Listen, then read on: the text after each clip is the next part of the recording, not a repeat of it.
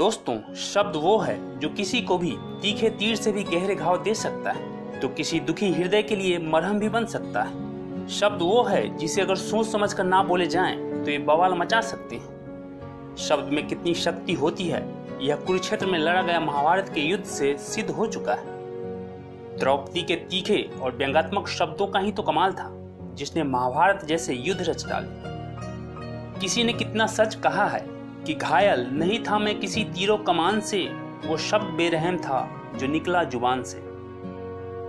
दोस्तों, एक बार की बात है जब एपीजे अब्दुल कलाम 8-9 साल के छोटे बच्चे थे। एक रात वे अपने फैमिली के साथ बैठकर भोजन कर रहे थे। तभी अचानक उनकी दृष्टि पिता की थाली पर गई। उन्होंने देखा कि उनकी माता ने जो रोटी उनकी थाली में परोसी है वो जली हुई है, लेकिन उनके पिता बिना कुछ कहे शांति से उस जली हुई रोटी को खा रहे हैं।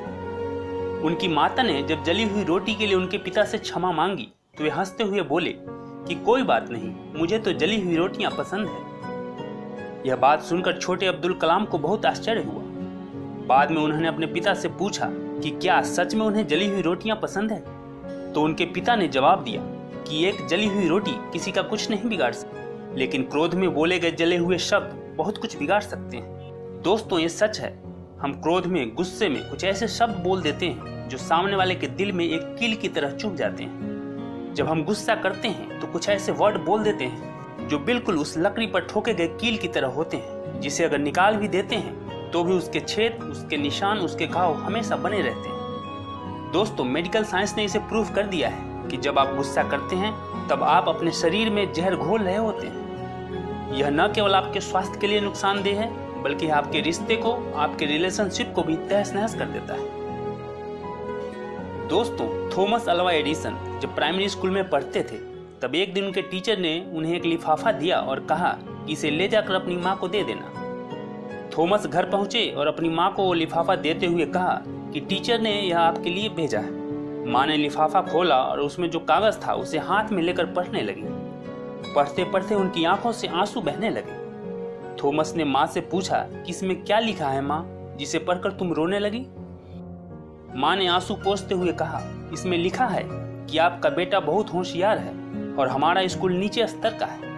हमारे अध्यापक भी ज्यादा शिक्षित नहीं है, इसलिए हम इसे नहीं पढ़ा सकते। इसे अब आप खुद ही शिक्षा दीजिए। दोस्तों, उस दिन के बाद से माँ खुद उसे पढ़ाने लगी और थॉमस माँ के मार्गदर्शन में पढ़ते रहे, सीखते रहे और आगे बढ़ते रहे। कई वर्षों के बाद माँ गुजर गई, मगर तब तक थॉमस एक फेमस साइंटिस्ट बन चुके थे। उन्होंने फोनोग्राफ और इलेक्ट्रिक बल्ब जैसे कई महान आविष्कार कर लिए थे। एक दिन थॉमस अल्वा एडिसन फुर्सत के क्षणों में अपनी पुरानी यादगार चीजों को देख रहे थे। तभी अचानक उनकी नजर अलमारी के कोने में रखे एक पुराने लिफाफे पे पड़ी। थॉमस उत्सुकतावश उसे खोलकर पढ़ने लगे। यह वही खत था जो बचपन में थॉमस के टीचर ने उसे दिया था। उस पत्र को पढ़कर थॉमस काफी अचंभे में पड़ गए। उस खत में लिखा था कि आपका बच्चा बौद्धिक तौर पे काफी कमजोर है, इसलिए उसे अब स्कूल ना भेजें। पत्र पढ़कर थॉमस की आंखों से आंसू झरझर बहने लगे और वह घंटों रोते रहे। दोस्तों, इन दो कहानियों के माध्यम से मैं यह बताना चाहता हूँ कि शब्दों में एक अद्भुत शक्ति होती है।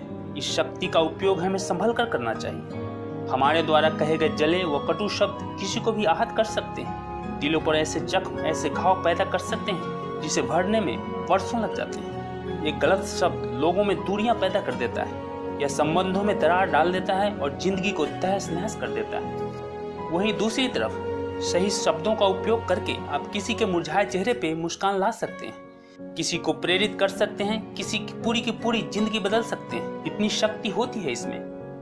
थॉमस अल्वा एडिसन की माँ ने केवल कुछ शब्दों का फेरबदल करके, सही शब्दों का इस्तेमाल करके ही एक दिमागी तौर पर काफी कमजोर बच्चे को सदी का महान वैज्ञानिक बना दिया था।